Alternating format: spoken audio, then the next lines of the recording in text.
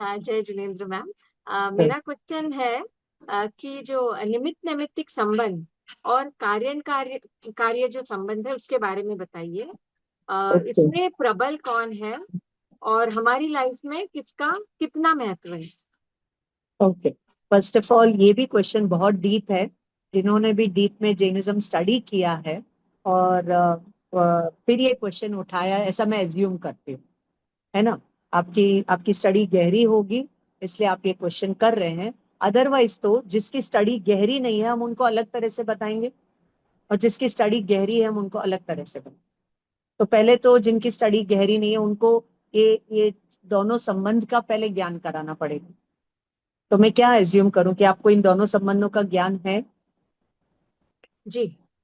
है ना। तो अब ध्यान से सुनिए कि पहले तो कारण कार्य संबंध एक ही द्रव्य के अंदर होता है, और निमित्त नैमित्तिक संबंध दो द्रव्यों के बीच में होता है, और ये दोनों संबंध साथ में ऑपरेट करते हैं, है ना। इनमें क्रम नहीं होता है ना। जैसे समझ लीजिए, अभी आप ये लेक्चर्स, ये सेशन अटेंड कर रहे हैं, तो आप अपने कारण, आपके उपादान कारण से आप कर रहे हैं, और आपको अपने उपादान कारण से ही वो आपको मैं जो बोल रही हूँ वो समझ में आने का कार्य हो रहा है। ठीक है, कारण और कार्य आप ही के अंदर है। ठीक है। अब आप ये क्लास अटेंड नहीं कर रहे हो, यहाँ कहीं बैठे हो, तो क्या आपको ये लेक्चर का लाभ मिलेगा?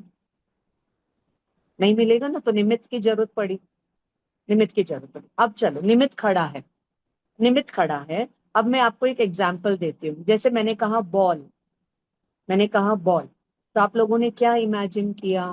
मतलब आपके ज्ञान में कौन से बॉल की रचना हुई? आप बोल सकते हैं 1 मिनट के लिए। तो कोई बोलेगा, क्या बोलेगा? हम आपने, फुटबॉल। तनु जी ने कौन सी ball? Tennis ball. Tennis ball. किसी और ने? फुटबॉल। फुटबॉल। किसी और ने? बच्चों रेड की बॉल। टॉय बॉल, हाँ। खिलौने वाली बॉल। अच्छा, तो मैं निमित्त आपको बॉल बता रही हूँ, लेकिन आप सब अपने अपने उपादान से आपके ज्ञान में जो बॉल आनी है वो आ रही है। समझ में आया ना?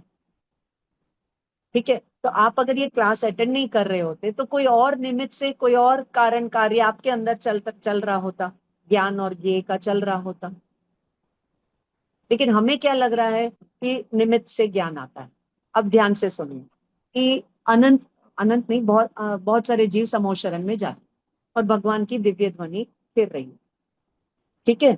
अब जिसका कारण शुद्ध पर्याय रेडी नहीं है, रेडी नहीं है मतलब कारण शुद्ध पर्याय तो एवर रेडी है, लेकिन उसको समझने का उपादान कारण अभी जीव में योग्यता जागी नहीं है, तो वो भगवान की दिव्य ध्वनि से हायर लॉजिक लगाएगा नहीं और रत्नत्रय प्राप्त नहीं करेगा। तो उसका कार्य शुद्ध पर्याय का कार्य नहीं प्रकट होगा। और जिसका कारण शुद्ध पर्याय का उपादान रेडी है, वो हायर लॉजिक लगा करके उसी दिव्य ध्वनि से रत्नत्रय प्राप्त करके हो सकता है वहीं केवल ज्ञान प्राप्त कर ले। तो निमित्त तो एवर रेडी है। तीर्थंकर का निमित्त या जिनवाणी का निमित्त तो त्रिकाल अवेलेबल है, लेकिन अपना कारण कार्य संबंध कि मेरा कारण भगवान अंदर ही है और उसको मैनिफेस्ट करना ही मेरा परम कार्य है, ये जब तक समझ में नहीं आएगा हम निमित्त का लाभ नहीं उठा पाए। इसलिए निमित्त नैमित्तिक संबंध त्रिकाल रहता है, लेकिन मोस्ट इंपॉर्टेंट है कारण कार्य संबंध को समझना। नहीं तो हम निमित्त की बाट जोते रहेंगे और अपने कारण पर हम काम नहीं करेंगे, तो अपना कार्य जो होना है वो होगा नहीं।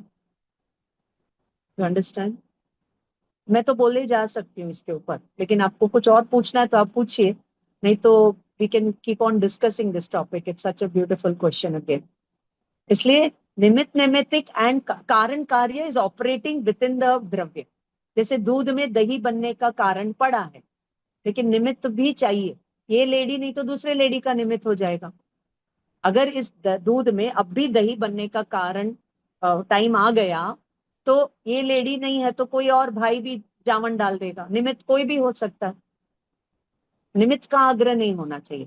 कारण कार्य को समझने का, एक्सप्लोर करने का आग्रह होना चाहिए। तो वो निमित्त के ऊपर डिपेंडेंट नहीं रहेगा।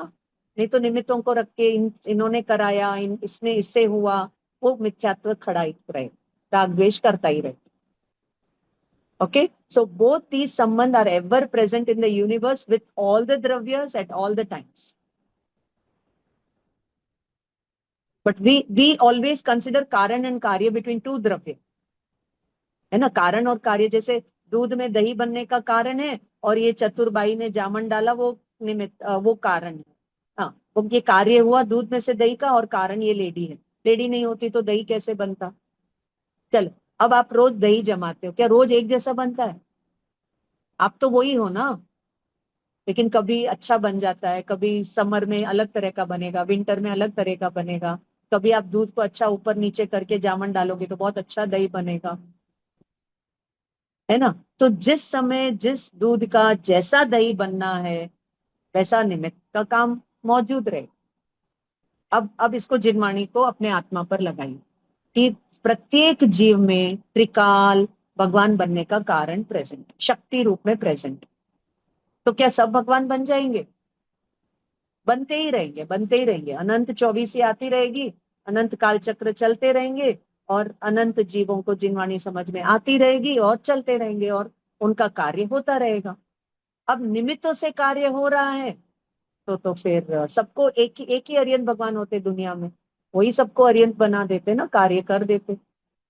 तो फिर अपने को ये पूरा आत्मा की चर्चा, समय सार, प्रवचन सार आदि की जरूरत ही नहीं है।